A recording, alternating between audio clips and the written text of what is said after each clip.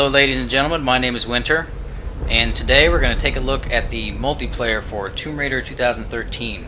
This is, as you can see, the definitive edition for the PlayStation 4, which, as you can see right there in that window that very briefly popped up, you need to be a member of PlayStation Plus to play multiplayer on anything, which, in my opinion, is robbery because, it's a monthly subscription.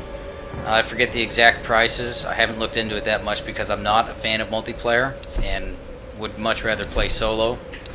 Partly because I don't have many PlayStation friends, which is fine, and partly because I suck at player versus player, which is also fine for me. I'm comfortable with that. Anyways, I forget the exact prices of it, but this weekend is a free PlayStation Plus weekend, which is very cool because I have been dying to get some multiplayer trophies for this game. So, what I thought I would do is just kind of do an instructional video on how to level up to level 60 somewhat, kind of, sort of, not really quickly. We're going to be playing one mission by ourselves because multiplayer for TR 2013 is essentially dead from what I can tell.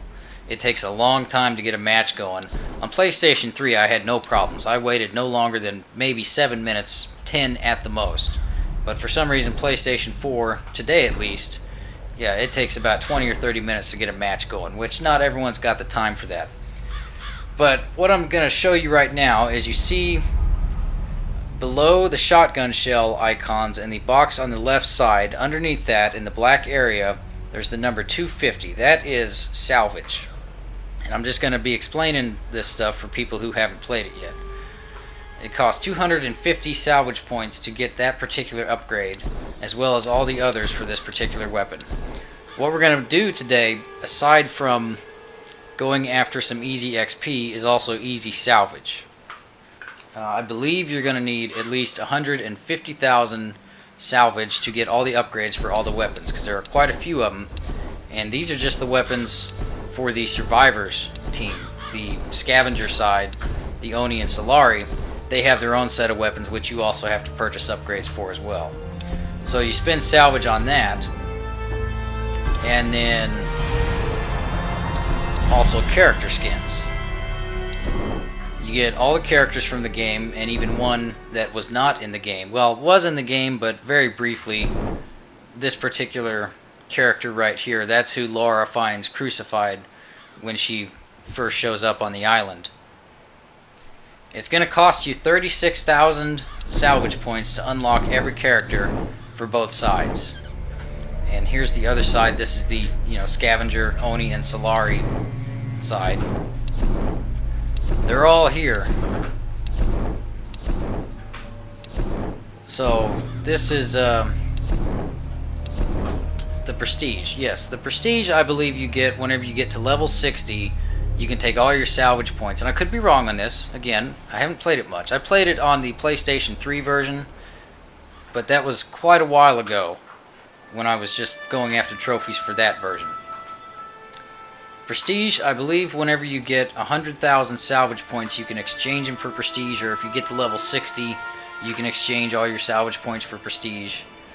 So it could potentially take a while to get that guy right there. So let's go check out a match and get some easy XP and easy salvage.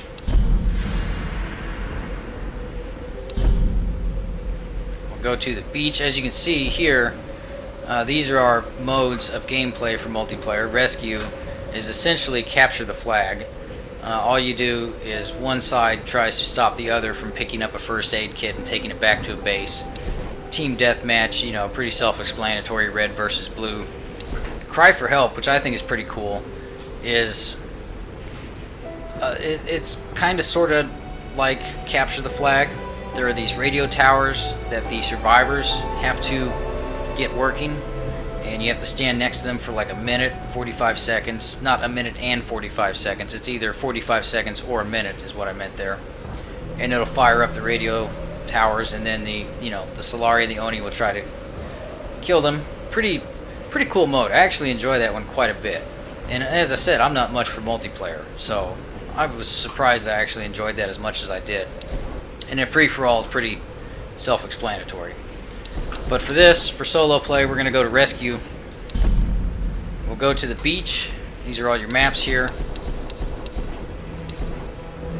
The beach is the one that I recommend for this particular mission. Let me bring up the loadouts again, kind of show y'all what I got going on here. For the offensive skill,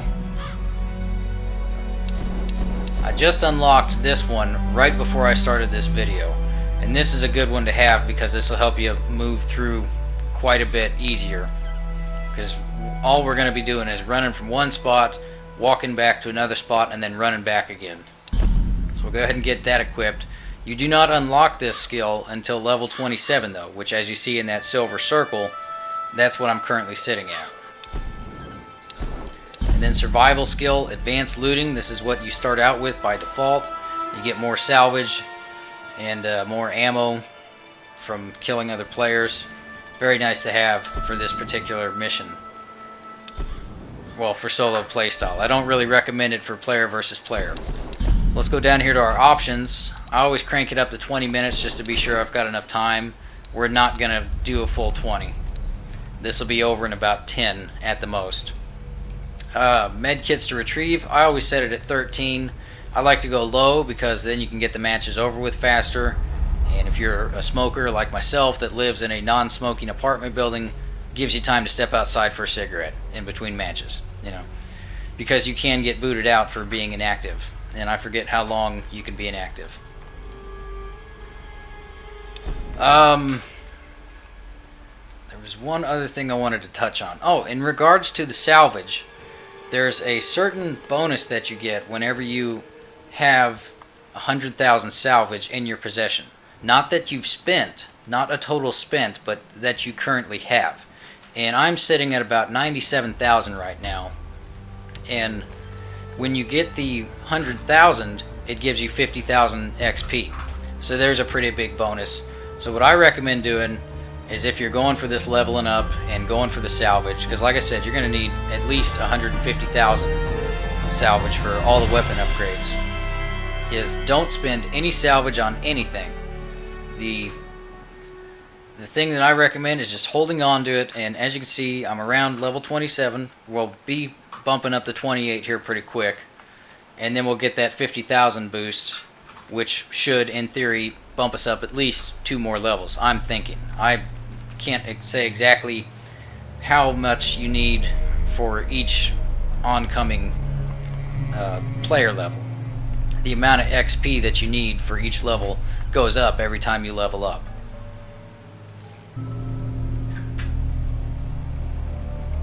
So here we go.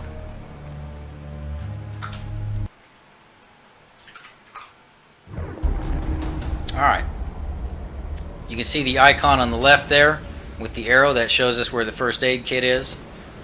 And this is the route that I normally like to go. Because if you head this way, you've got a salvage crate here. And another one right up here. And the beauty about these salvage crates is they respawn fairly fast.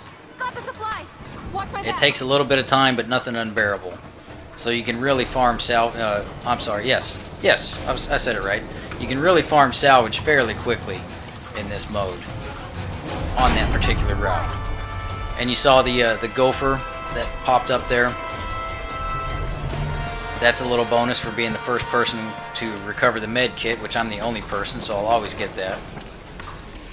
And I've tucked up here and grabbed that crate. There's another one that we'll go to here in a minute, which is down on the side of the building close to that fire. But the beauty about this map is that the first aid kit is always fairly close to your base. So it doesn't really take that long to get it and get it back to your base. See, the crates are back already. And you see I'm getting about 200 salvage for each one. Without that little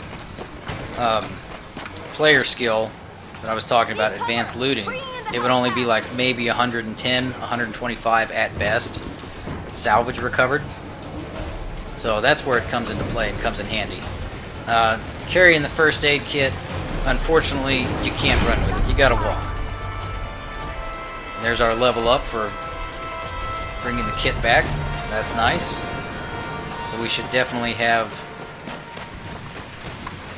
another level up whenever the salvage gets over 100,000. See, that one respawned right behind me, but I don't want to drop the first aid kit. Once you get it, keep a hold of it and just get back to your base, because you get more points for holding on to it longer. And if you drop it and then pick it up again, like if I was at the halfway point, that wouldn't have counted as a long carry. That would have been medium at best.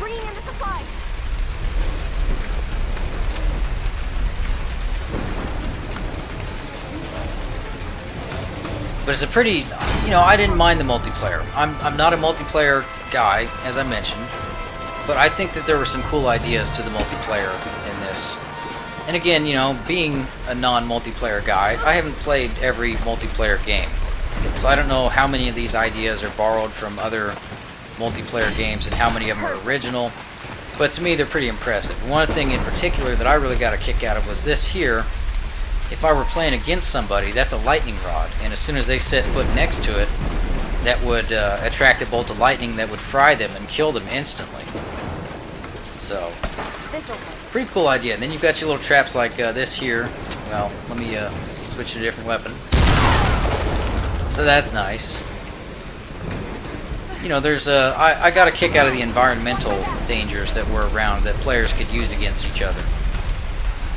Little traps, and you know, you have your rope traps that you can catch somebody by the foot with and string them up and then take advantage of them. You have this one here, which I'm not going to activate. That would, if I were to throw that switch, there would be a rope that shoots in between those two panels with the spikes in them.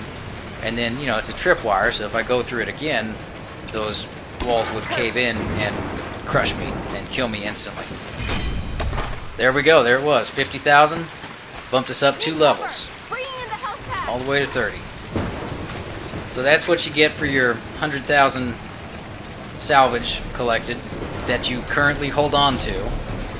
And unfortunately, when I played this on the PlayStation 3 version, you couldn't milk it. Like, you couldn't get up to the 100,000 and then go spend 2,000 and then come back again and collect another 2,000 and get the 100,000 again. It wouldn't count. So I can only assume that it would roll over if you weren't, you know, if you didn't spend any. I'm thinking that if you actually got up to 200,000 that you would probably get that bonus again, but I can't say for sure. I never did it on the PlayStation 3 version. It's just a theory. I have not tested it, so don't hold me to it. I got the supplies.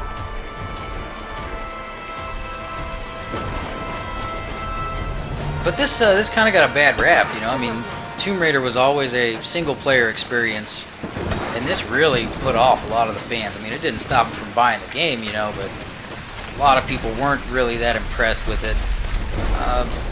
Like I said, I enjoyed it, but I'm not a multiplayer kind of guy. I probably wouldn't even have played this if it was in another game. But it's Tomb Raider, you know, so I wanted to check it out. So I did. And enjoyed it.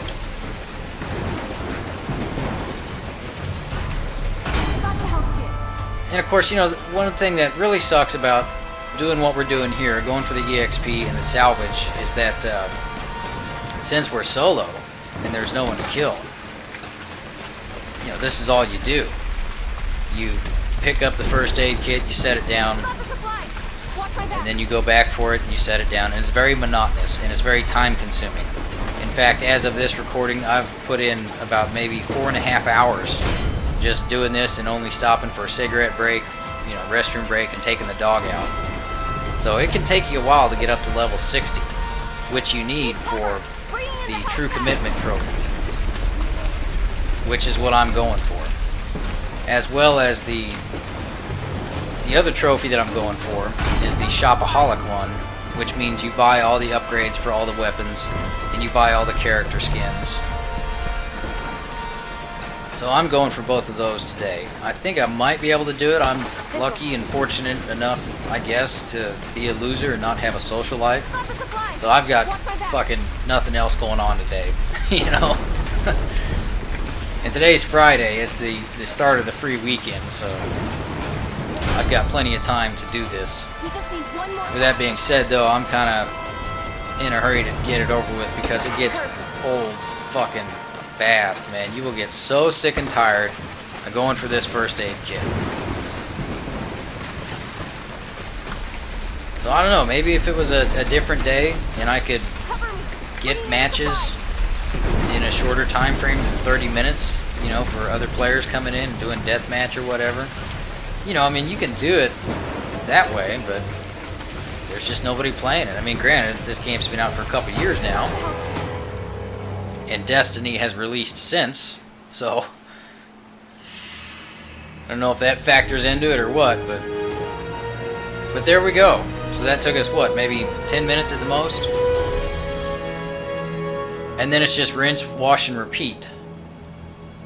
And what it's going to do now is it's going to kick us over to the scavenger side, the Solarian Oni, but we can't pick up the first aid kit there. With no one to kill, that's just standing around for 10 minutes. You know, so... The Bruiser skin we can now buy. It's not free. We can now use salvage on it to get that.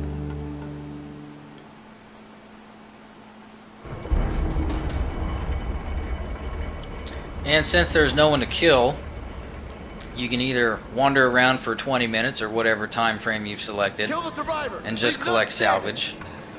Or you can wait till the timer counts down 3, 2, 1, go. Then exit the match, and your progress that you gained in your survivors mode will still be there when you leave, even though this says, you know, progression will be lost. As long as you wait for that countdown to finish, you can exit out, go back to the main menu, and start again. So there we are. That's a look at the multiplayer for Tomb Raider.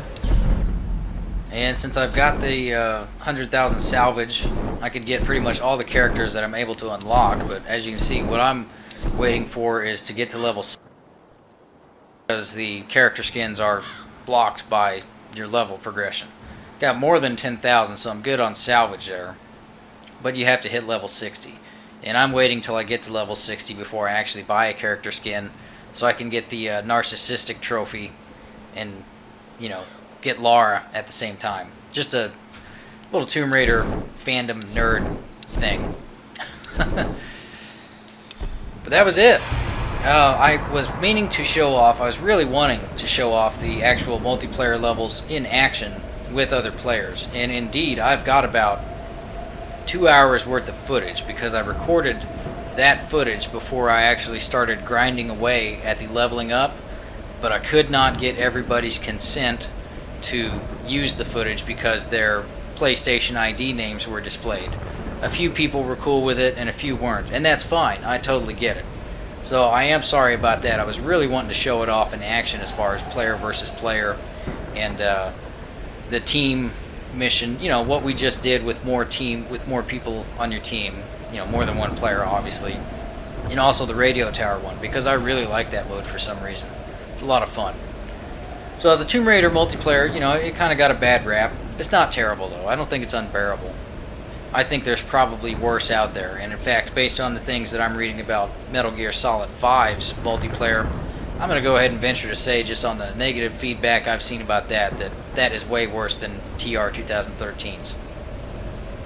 So, I hope you all gained some insight from this video. If you were looking on getting the True Commitment trophy, that's the way that I recommend doing it if you're solo and can't find anybody to play with. And even then, it's probably your best bet, because the most XP that I've been able to get out of any player versus player match was maybe about 3,000. So what we got right there, you know, that was twice that easily. That's my recommended method.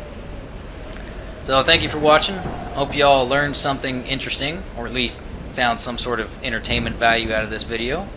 I'm sure most of y'all know about this by now. I kind of came up with that idea on my own when I first started, you know, tinkering around with the multiplayer, and thought, oh, that's genius. I'll bet nobody else has thought about that. And then went and hit up forums to post the idea and like, hey guys, look what I found. And then come to find out, you know, somebody discovered it pretty much the day that the multiplayer went live. So there's all kinds of guides out there on how to level up and get it done. But thank you for choosing mine, and let me go ahead and sign off here. My name is Winter, and I'll see you on the next video. Everybody take care out there. Happy hunting.